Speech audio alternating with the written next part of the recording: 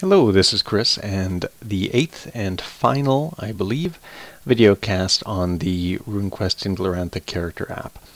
The subject of this cast is going to be creating NPCs and creatures, and this is actually one of the coolest things about the app, I think eventually, in that what it allows you to do is create a standard creature that anyone else can then modify, copy, use and reuse in their games.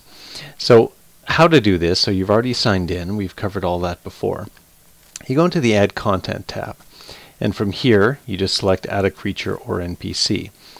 This brings you to a single page, so there's a lot of content on here. We'll just go through it quickly. So the name of the creature or NPC, the description, any of the cults that are in the system, the rank of the person in that cult, number of rune points, and the role. So here you can say whether it's a spirit, elemental, demon, etc., etc. We're going to stick with creature right now. Image is the same as everywhere else. And then you have passions, whether you want to add it to the open roster. You should if you make something cool. The stats, we don't have stat ranges here, just flat, like you enter the numbers. If you want somebody to have a dexterity of 18, you have a dexterity of 18, that's it. There are no rules here either, so you could make a human with a strength of 30. Really, it's up to you to make what you want.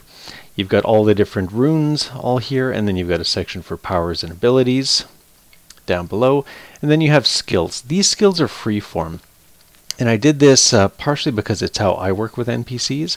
I will create somebody and I'll give them soldier 60% rather than going through and figuring out 20, 30 characters for somebody who's going to be in use in 1 or 2 scenes. So this is totally free entry. You just enter whatever it is. You can make real skills. You can make something different. Choose a specialty if you need it. And then you choose the category. So it does apply the category modifiers based off your stats.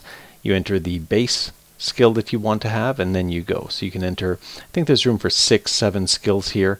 You can go back afterwards and add more, like you can with any other character, but for the start, that's what you get. Any rune spells you want the NPC or creature to have. Oops, sorry about that. Spirit magic spells, again, you enter the spirit magic and the level. And then this was something that I had a bit of fun with. The hit locations. So in Runequest Glorantha, hit locations are a big thing and are important when you're in combat. So the bestiary has a couple of pages with hit location tables for everything. So originally I was thinking of having something where you could take a human and then modify it, but I figured it would actually be easier if the system did that for you. So right now I've got, I'm going to say about 80% of the hit location tables in here. So if you want a humanoid, you just select human, which will automatically pull in the human hit locations. If you want that to be a winged human, though, you just change it to human winged, and then away you go. You can also set armor, which will be applied to all hit locations. So just very quickly, you can say, I'm looking to create a centaur. It's going to have 2 armor everywhere, and then away you go. And then from here, you can create unique attacks for this. Now, this could be, you can choose the attack can be melee or ranged, and it applies the usual stuff that you would need there. You can make, like this could be scimitar, or it could be broadsword, or it could be gaping maw, or lashing tongue, or whatever the heck it is that you want. So from here you can basically kind of go in, create whatever attacks you want. It will automatically give you a skill in that attack name at the value that you put in here, and you just select the number of dice. So this would be 2d10, for example. The damage modifier, the number of hit points if this is something that can be parried with, the strike rank, which it will add to your base strike rank based off your size and your dexterity, and everything else. And you've got room for about 4 weapons there. Then you click save and you're done. So rather than go through this, and because I wanted to create something of value, I've actually pre-populated one of the exact same page I just showed you with hippogriff. So this is some text from the book. I gave it the average, slightly higher than average stats, gave it the skills. We chose 4-legged animals winged for hippogriff. We have the attacks in there. I gave it some extra stuff. To me, it makes sense that the hippogriff would have some air rune, maybe some fire sky as well. I think it originally was pretty high there, but we'll drop it a little bit lower. But no magic, and gave it a single passion of love of freedom at 60. So that's basically it. I think this is pretty cool, so we're going to add to the open roster. So then I just click Save, and there we go. We have Hippogriff as a new creature.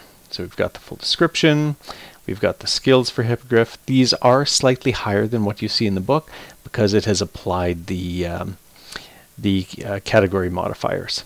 Right, so you can see that it's got a category bonus of 20% to its dodge because of the high dexterity. So it can dodge quite a bit better than the Hippogriff in the book. You can modify this afterwards. I don't mind it, so I'm probably going to leave it, but if folks do feel strongly, I'd be happy to kind of move that back or set a bit of a toggle. You also have down here again, so you've got the bite, you've got the claw, you've got the hit points all calculated, magic points, and the hit locations as well, with the armor and the values based on the hit locations in that table. So Hippogriff is now a character that shows up in, because I checked that special little button, it's now in the open character roster, which again, as a creature, means people can find it by looking for creatures, well, and spelling it right.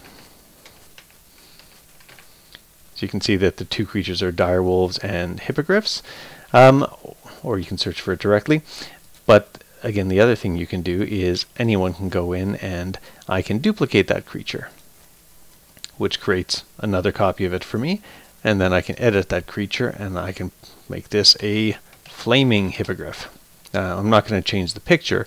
What I am going to do is I'm going to bump that rune up to 90. I'm going to come down to I'm going to save it, so it's now Flaming Hippogriff. It's got the same picture right now, but I'm going to go into Magic, and I'm going to give it the power of On Fire.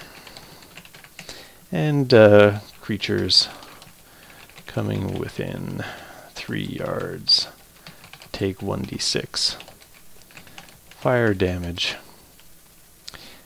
to their basic hit points. So I'm going to save that as the magic.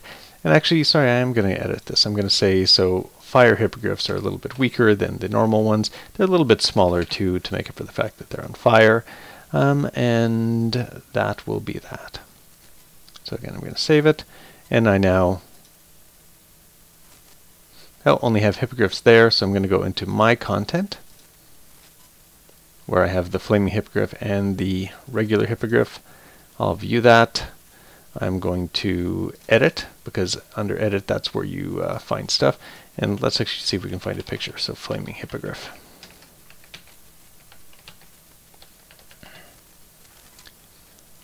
See if there's a good one that is not from some video game.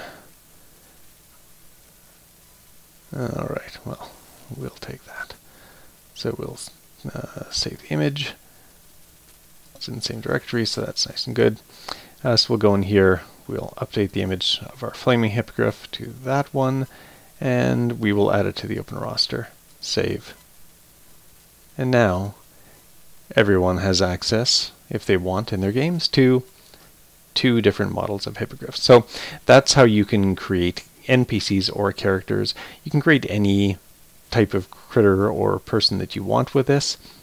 So it should be pretty useful for people creating just soldiers, lunars, beetles, pretty much anything. So I'm interested to see what folks do. So that is the end of episode 8, creating NPCs or creatures. And this is the Runequest character app. You can find it at rq-web.herokuapp.com. And thank you for listening. Have a great day.